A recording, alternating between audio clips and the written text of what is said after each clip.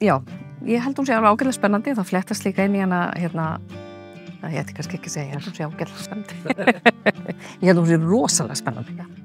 Já, ég heiti Margrét Sigrún Höskuldsdóttir og ég er með bókina mína Lokar augum blám, sem er nýjasta skáldsagan mín og þetta glæpasaga og er óbeint framhald af bókinni sem kom eftir mig í fyrra, sem heitir Í djúpinu og hérna erum við að fylgjast með rannsóknar lögregluteyminu Rögnu og Bergi áfram, þau voru í henni bókinu líka nema núna er Bergur fluttur vestur á Flateyri hann hafði aðeins reikið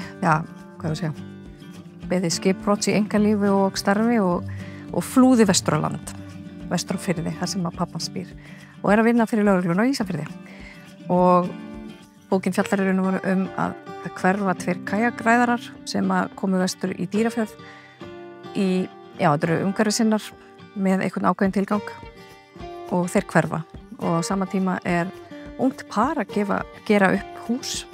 í Önundarfirði og húsið á svona miðurfallega sögur sem þau veit ekki af. Það kemur hérna aðeins kannski eitthvað yfir náttúrulegt inni þannig ég vonum fái hárin til að rísa allavega aðeins, kannski smá gæsahúð en þetta hún er svona karakterbyggð mörguleiti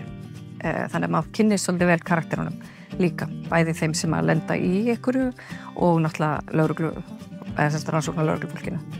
þannig ég byggja það upp svolítið þannig ásamt svona stemningunni bara í umhverfinu þannig að, og svo einhvern veginn fléttast þessi mál saman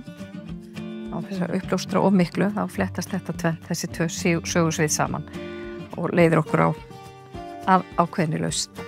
sem ég ætla ekki að segja frá. Forlagið